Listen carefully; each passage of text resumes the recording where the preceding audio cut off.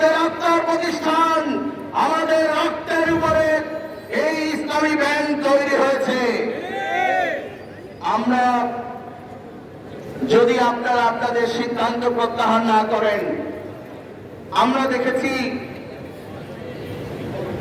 Cricket খেলায় day night match হয়, আর এখন আমরা দেখতে পাচ্ছি ইসলামী ব্যাংকের পরিচালনা পর্ষদকে পরিবর্তন করার জন্য দিনের বেলায় তারা মিটিং করার সময় পান না, রাতে তাদেরকে জুম মিটিং করতে হয়।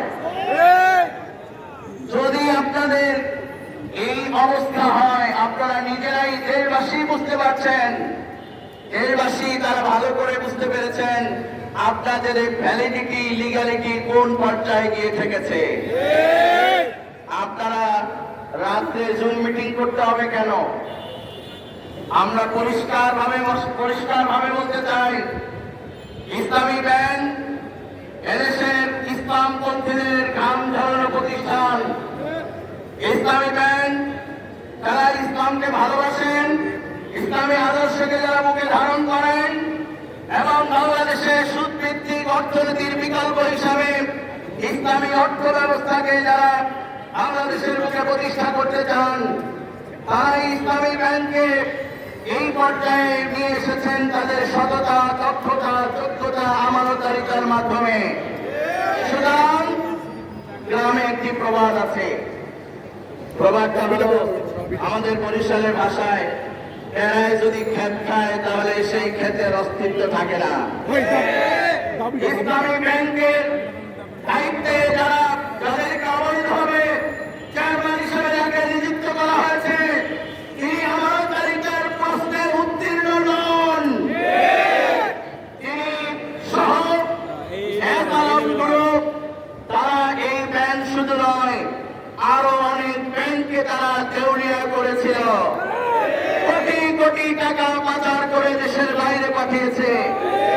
সুতরাং বাংলাদেশের অর্থনৈতিক সমৃদ্ধি, অর্থনৈতিক নিরাপত্তার প্রশ্নে আমরা পরিষ্কারভাবে বলতে চাই, যদি এই চেয়ারম্যানকে পদত্যাগ করতে সরকার যদি পদক্ষেপ না নেয়, তাহলে 3 কোটি গ্রাহক এবং প্রবাসীরা তাদের রেমিটেন্স পাঠানো বন্ধ করার পাশাপাশি আমরা আমাদের আমানতকে উত্তোলন করতে বাধ্য হব। আজকে আমরা রাস্তায় নেমেছি, আগামী দিনে সরকার যারা পরিচালনা করছেন, আপনাদের পিছনে একটি নতুন সাইনবোর্ড তৈরি হবে, সেই সাইনবোর্ড নিয়ে আপনারা দেউলিয়া হয়ে রাস্তায় নামতে বাধ্য হবে। শ্রীলঙ্কার দিকে তাকান, পরিণতি ভোগ করতে হয়। আমরা সরকার বাহাদুরকে বলতে চাই, আমরা বাংলাদেশের বিশেষ কোন শ্রেণীর কোন ব্যক্তির স্বার্থ আমরা এখানে প্রতিষ্ঠা করার জন্য এখানে দাঁড়াইনি।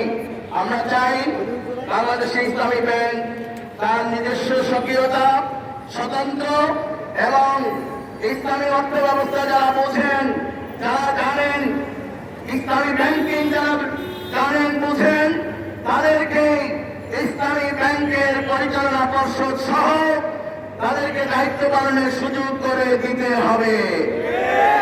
সম্মানিত সেটাই খুরশিদ আলম, তিনি বাংলাদেশ ব্যাংকের জন্য নিরাপদ ব্যক্তি নন।